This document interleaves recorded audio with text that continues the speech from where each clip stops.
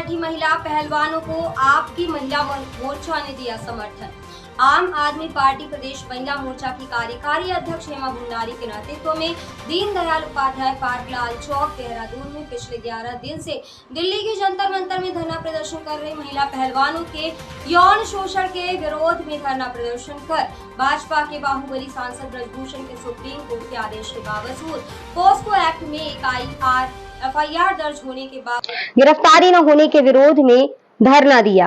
हेमा भंडारी ने उत्तराखंड के ऋषिकेश में भी कैबिनेट मंत्री प्रेमचंद अग्रवाल द्वारा बीच सड़क पर सरेआम युवक को पीटने की घटना को दुर्भाग्यपूर्ण बताते हुए इसकी निंदा की। प्रदेश प्रवक्ता कमलेश रमन ने कहा कि भाजपा सरकार के कैबिनेट मंत्री द्वारा अपने समर्थकों और गनर के माध्यम से एक युवक को सरेआम गाली गलौज करते हुए बुरी तरह से पीटा गया है। कार्यक्रम में प्रदेश महासचिव महिला विंग सीमा कश्यप, प्रदेश प्रवक्ता कमलेश रमन, मसूरी से जिला प्रवक्ता प्रकाश राणा, वरिष्ठ नेता श्याम बाबू पांडे, हरिकिशन सिंह, धर्मपुर विधानसभा प्रभारी सुशील, प्रदेश समन्वयक श्रीजोत सिंह बेस्ट जी उपस्थित रहे। पर जो बैठी है, जिस तरह से आज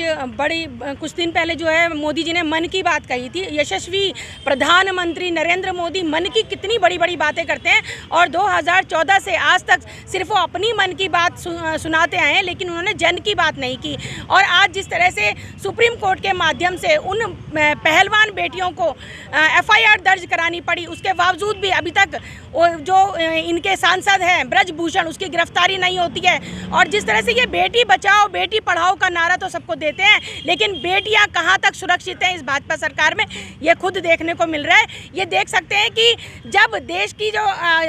मान शान बढ़ाने वाली बेटियां सुरक्षित नहीं है, तो आम जनता, आम बेटियां कैसे सुरक्षित होंगी। तो ये भाजपा का जो चाल चरित्र चेहरा है आज पूरे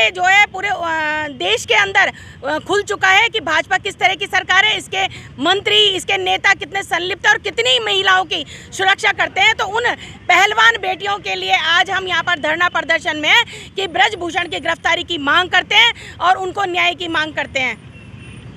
में वरिष्ठ मंत्री के पद पर रह करके अगर व्यक्ति एक आम आदमी की तरह सड़क छाप गुंडे की तरह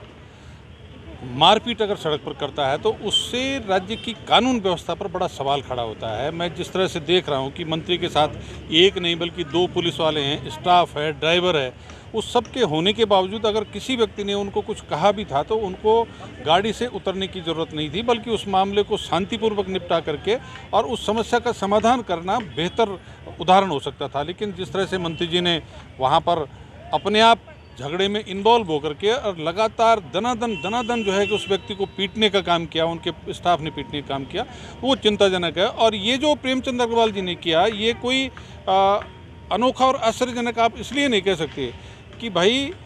दिल्ली में ब्रजभूषण शरण सिंह जो भाजपा के सांसद हैं, उन्होंने जिस तरह से देश की उन बेटियों जिन्होंने देश का नाम गोल्ड मेडल ला करके दुनिया में रोशन किया, उनके साथ क्या अभद्रता हो रही है। कल रात को दिल्ली पुलिस ने जिस तरह से उन बेटियों का बाकायदा उत्पीड़न किया, वो अपने आप में एक शर्मनाक घटना है। और ब्रजभूषण शरण सिंह जिसके खिलाफ पॉस्को एक्ट में एफआईआर दायर होने के बाद भी कोई कार्रवाई नहीं होती है, तो उससे पता चलता है कि भारतीय जनता पार्टी की केंद्र की सरकार बेटियों का शोषण करने वालों को बचा रही है। हरियाणा की सरकार ने जिस तरह से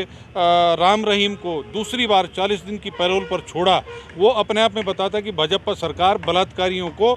प्रोत्साहित कर रही है। और जिस तरह से कुलदीप सेंगर की जमानत पर उत्तर प्रदेश की सरकार ने एक शब्द नहीं बोला और जमानत पर बाहर आ गया, तो ये कुछ उदाहरण हैं जो बताते हैं। और फिर अंकिता हत्याकांड में आज तक वीआईपी का नाम नहीं आया, तो इससे पता चलता है कि जो बेटी बचाओ बेटी पढ़ाओ का नारा है वो एक सफ़ेद झूठ है। प्रधानमंत्री जी और उनके चाण बाण जो बोलते हैं उसके ठीक उलट आचरण करते हैं, और उसी का परिणाम है कि देश में आज लोकशाही के बजाय तानाशाही हावी है। और जो तानाशाह हैं, जो बलात्कारी हैं, जो भ्रष्टाचारी हैं, जो गुंडे हैं, वो सब सत्ता के संरक्षण में काम कर रहे हैं। तो क्या इस देश का कि केंद्र से लेकर और राज्य तक भाजपा के सांसद हो, मंत्री हो, विधायक हो, हिटलरशाही और तानाशाही के तहत अपने आप को जनता के बीच में लाकर उन्हें पीटने का काम करते हैं, उन्हें मारने का काम करते हैं, महिलाओं का शोषण करने का काम करते हैं। दिल्ली में बृजभूषण जैसे व्यक्ति महिला खिलाड़ियों का शोषण करते हैं, उनका उत्पीड़न करने का काम करते हैं, उनकी आज तक गिरफ्तारी नहीं होती। और कल से लेके अब तक प्रेमचंद अग्रवाल जो कि ऋषिकेश के विधायक हैं और मंत्री हैं इस समय वर्तमान सरकार में, धामी सरकार में, अभी तक उनकी गिरफ्तारी नहीं होती। एक व्यक्ति को सड़क पर सरेआम उनका गनर, उनका पीए और वो खुद कसाई की तरह उसे पीट रहे थे और धामी सरकार का अभी तक कोई भी ऐसा संदेश जनता के लिए प्रदेश की नहीं आया कि हम उनको हटा रहे हैं प्रेमचंद अग्रवाल को। तो आम आदमी पार्टी जो कार्यकर्ता यहाँ बैठा वो आज मांग करता है इस बात की कि बृजभूषण से लेकर और प्रेमचंद अग्रवाल तक को बर्खास्त करना चाहिए। इन्हें